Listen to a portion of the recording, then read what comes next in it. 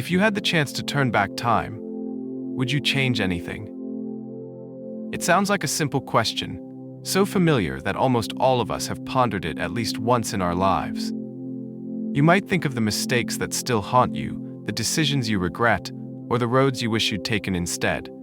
But pause for a moment. What if I told you that even if you were given 100 chances to return to the past, you would still make the same choices?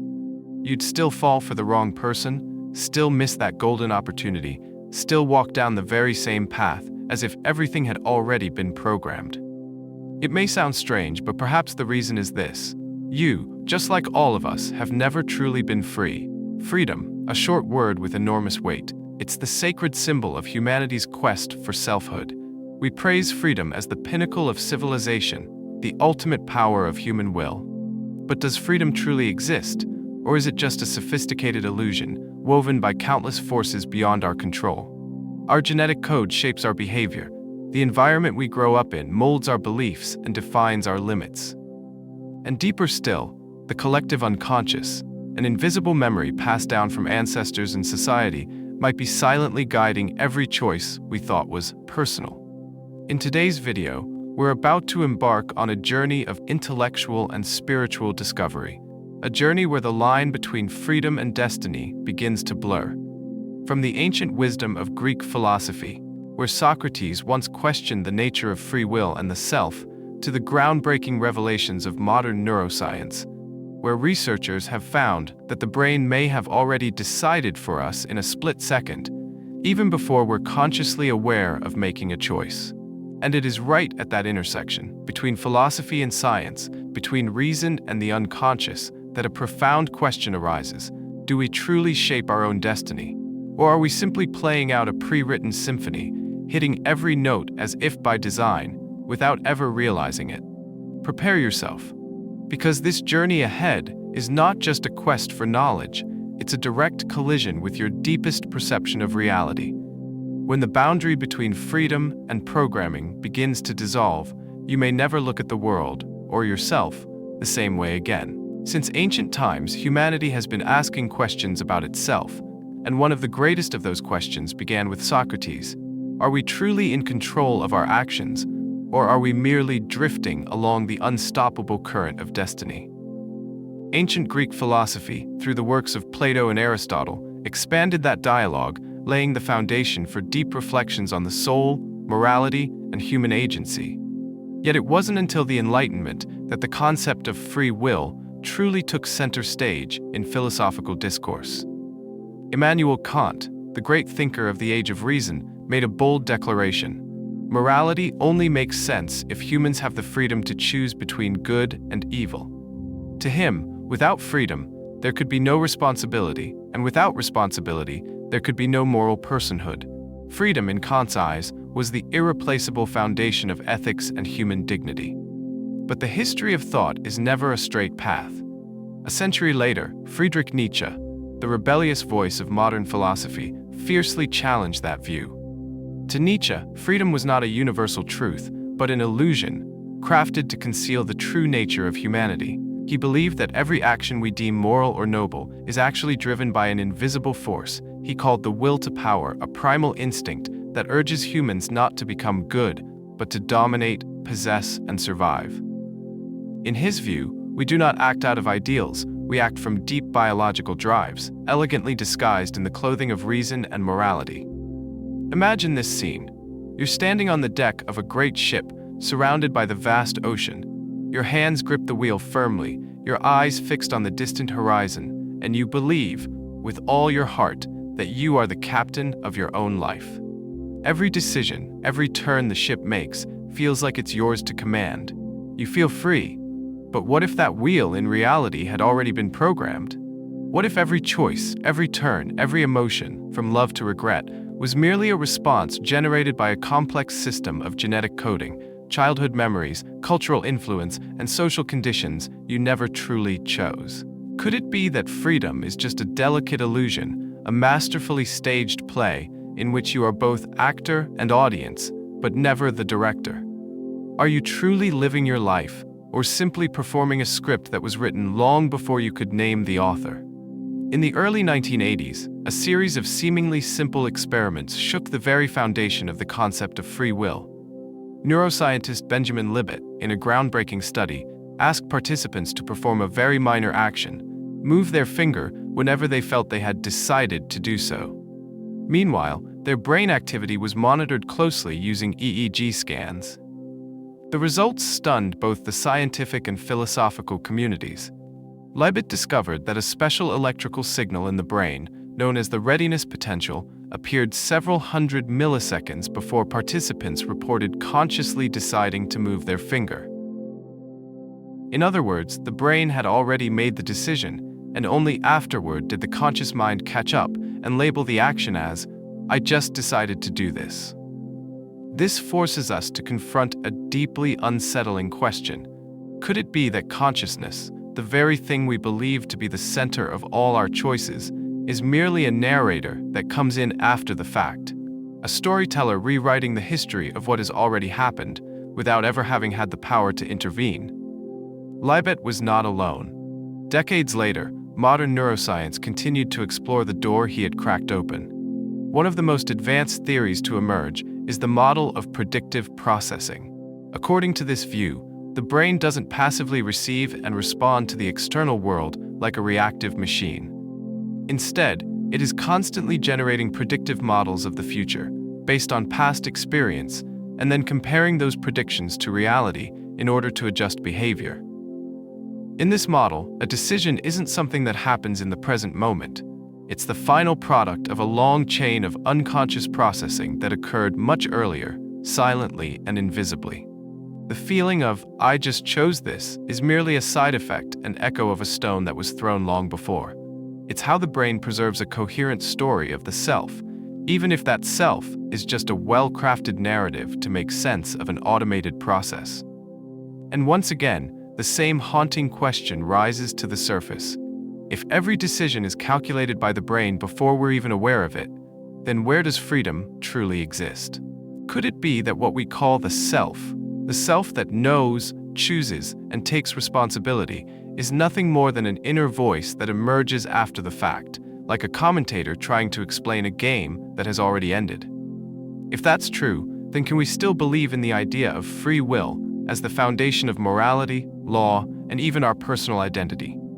While the West has tirelessly pursued free will through the lens of logic, reason, and neuroscience, the East has walked a different path, slower, softer, but no less powerful. Here, destiny is not a philosophical prison, but the axis around which all existence turns, a cosmic rhythm that humanity moves with, not apart from. In Eastern thought, from Hinduism and Buddhism to Confucianism, there is a sacred reverence for the idea of universal order, a belief that nothing happens by chance. Hinduism speaks of reincarnation and karma. Each soul carries the invisible imprints of past lives, a kind of spiritual luggage guiding us into specific circumstances, destined encounters, and even pains that feel impossible to escape. Buddhism calls this karma the endless chain of action, thought, and intention stretching across lifetimes. Confucianism calls it heaven's mandate, a divine order beyond human control, yet one we can align with through virtue and moral clarity. And yet, the East does not see destiny as an absolute prison. In every Eastern tradition, there remains a narrow but radiant doorway, a space where karma can be transformed, where the human spirit can awaken and begin to reshape the very chain of cause and effect that once bound it. It's like a scripted play, yes, but the actor still has room to improvise, through awareness, through compassion, through wisdom, or sometimes through a single profound moment of realization. Karma, if rightly understood, is not a sentence, but an opportunity. It is both fixed and fluid, both a chain that binds and a key that frees. And right in the heart of what seems utterly unchangeable, there is always a miraculous moment, a sliver of time, in which a person can choose to walk a different path, even while standing on the same old road. Imagine this. You are standing on the grand stage of life, under the brilliant spotlight of reality. You are the actor, deep in a role from a play so vast, it feels like you signed up for it long ago, but forgot you ever did. Every scene in your life, every person you meet, every heartbreak you endure, every moment of love feels like it was written in advance. And yet, in the quiet stillness of a certain pause, a question rises in your mind, soft as a breeze, deep as a bottomless well. Who wrote this script? Was it God? Was it destiny? Or was it you, another version of you who wrote every word long ago and simply forgot you were the author? Modern science seems to offer a clear picture. Our genes shape the foundation of our behavior and personality. Whether you're introverted or extroverted, resilient under stress, or prone to anxiety, how you respond to joy or sorrow, much of it is influenced by an ancient biological code. Like the source code of a software program, our genes form the original blueprint of the mind, a design written long before you took your first breath. But that blueprint does not operate in a vacuum. It needs an environment to activate, and it is that environment that ultimately determines how you run the program of your life. A child raised in the arms of love will develop a deep belief that the world is safe, that people can be trusted. In contrast, a child abandoned or raised in violence may grow up with an entirely different worldview, always on guard, filled with doubt, and afraid of loss. Culture, education, religion, media, society all pour into the operating system of the mind, quietly scripting the life story we believe is uniquely ours. And deeper still, beyond genes and environment lies a vast shadowy realm we rarely recognize, the subconscious. According to psychologists, especially Carl Jung, the subconscious is not just a storage room for memories. It's a hidden command center that governs up to 95% of our daily behavior. Our reflexes, fears, desires, even how we love, how we get angry, or how we make decisions are not so much chosen as they are pre-programmed early on, often in childhood, and sometimes even deeper emerging from the collective memory of humanity itself. And then, like a flicker of light in the labyrinth of the self, a simple yet profound question begins to form. If I had been born into a different life, with different parents, in a different language, a different culture, would I still be me? If everything we call mine, from our emotions to our deepest beliefs, is the product of genetics, environment, and subconscious programming, then who really am I? Is there truly a me that is free, or just an identity woven together by countless threads I never chose? The self we cling to, protect, and build an entire life around, could it be nothing more than a hollow figure, sculpted by the winds and dust of life? An illusion created merely to survive in this world, to play a specific role in humanity's grand theater? And if that is so, might there exist another self, a deeper, quieter one beyond the layers of genetic flesh, beyond the echoes of culture, beyond the undercurrents of the subconscious? A true self, never defined, never confined. But not everything is programming. As powerful as genes, environment, and the subconscious may be, Buddhism and many Eastern philosophies point to a narrow opening, a small door that leads to authentic freedom, beyond the grip of past conditioning. That door is called mindfulness, and the key to unlocking it is the simple yet profound act of observation. In deep meditative traditions, especially Vipassana meditation, a core teaching has been passed down for thousands of years. Observation is liberation. What does this mean? It means that consciousness, the pure, unconditioned awareness within you, can step outside thoughts, emotions, and habits and simply witness them in silence. Like a person watching clouds drift across the sky, you can become aware without being swept away. Anger arises, you see it. Old memories surface, you acknowledge them. A familiar reaction repeats, you recognize it, but you are no longer those things. You are no longer the anger, no longer the wound, no longer the worn-out patterns that keep repeating themselves. You are the witness, the silent observer of every movement within. And in the moment you truly see this, freedom begins to arise. Not the superficial kind of freedom, where you merely choose from a set of options already pre-programmed, but freedom from the programming itself. A pure space where karma finds no foothold and memory no longer leads the way.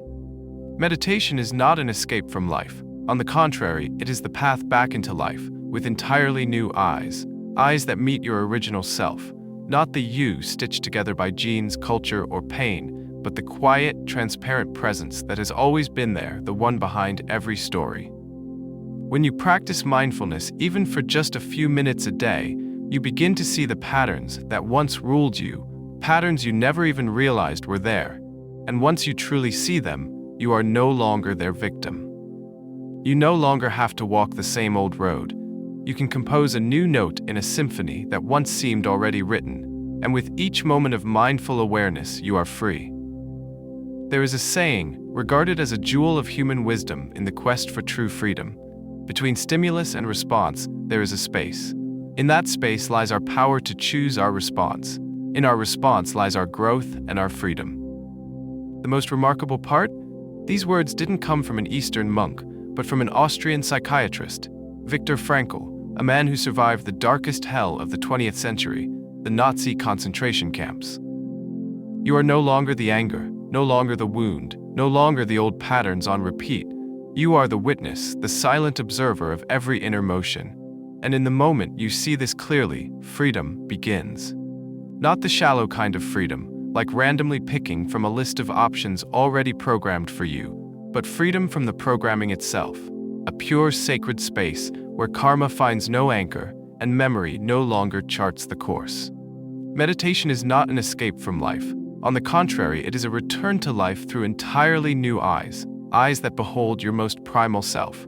Not the you woven from genes, culture, or pain, but the silent, transparent, ever-present self, the one who stands behind every story. When you practice mindfulness, even just a few minutes a day, you begin to see the patterns that have silently ruled you for years. And once you truly see them, you are no longer their victim. You no longer have to walk the same path. You can compose a new note in a song that once seemed already written. And each moment you observe is a moment you are free. There is a quote, a gem of human wisdom in the search for authentic freedom. Between stimulus and response, there is a space. In that space lies our power to choose our response. In our response lies our growth and our freedom. What's most remarkable is this quote did not come from an Eastern monk, but from an Austrian psychiatrist, Viktor Frankl, a man who survived the darkest depths of the 20th century, the Nazi concentration camps. Frankl lost nearly everything: his family, his physical freedom, his status, his citizenship. He was cast into the most inhumane conditions imaginable, where death loomed over every meal, every gust of wind in the freezing winter. And yet, in the face of unimaginable suffering, Frankl did not break, because he discovered something that no one, not even the most brutal oppressors, could ever take away: inner freedom. Frankl recalled how each day he observed his fellow prisoners all living under the same brutal circumstances, but responding in profoundly different ways. Some collapsed and lost their sanity, some fell into quiet despair, but others, even on the brink of death, still shared their last piece of bread, still helped a weaker comrade walk, still smiled in the midst of suffering. And that led Frankl to a powerful realization: human beings can still choose how they respond, even when they cannot change their circumstances. True freedom is not the ability to choose between external options. It is the ability to choose your inner attitude. It is awareness. It is will. It is the power to not let yourself be crushed by fate. Frankl called this the ultimate meaning of human life, that while we may not control what happens to us, we always have the power to choose how we face it. And in that discovery, Frankl encountered what the awakened sages of the East had been saying for thousands of years: observation is freedom. Between reaction and awareness, there is a door, and the one who opens it is the freest of all. Frankl's story is not only a testimony to the extraordinary power of the human spirit, but also a message of hope. Even in the deepest darkness, there remains a tiny, indestructible spark hidden in the depths of consciousness, and as long as that spark remains, freedom remains. Freedom is not the absence of limitations. It is not about erasing your genes, your environment, your memories, or your karma. Freedom is seeing all those limitations clearly and no longer being bound by them. This is not escape. It is awakening. You do not need to erase the past. You do not need to change every condition of your life. You only need to see clearly what has been controlling you, what has long been programmed. And in that very act of seeing, freedom begins. Maybe we are not entirely free. No one chooses where they are born. No one chooses their parents, their language, their religion, their culture, or their earliest wounds. Much of what we call the self is in truth the product of countless forces we never had a chance to choose. But if you can recognize that you've been guided by a silent script you didn't write, then in that moment, a door opens. A faint light shines into the unconscious, and in that very instant, when you realize I am not entirely free, you begin for the first time to truly be free. Freedom is not running away from what is. Freedom is facing what is, without being controlled by it anymore. You are not the anger, you are not the memory, you are not the habit or the old pattern, you are the one who sees them all. And the one who sees, the awakened one, is the only one who can step out of the labyrinth of fate, to not just exist, but to truly live. If something in this video has stirred something within you, a question without an answer, a rising emotion, or simply a moment where you fell silent, share it in the comments below. What do you think? Are you truly free, or are you living inside a script you never wrote? We would love to hear your journey, because who knows, your story might be the light someone else needs. And if you feel that these reflections touch something deep inside you, don't forget to like, subscribe, and click the little bell icon so you won't miss the next explorations, where we'll continue diving together into the nature of the self, of consciousness, and of awakening. See you in the next chapter of this journey. Until then, slow down just a little and listen to yourself.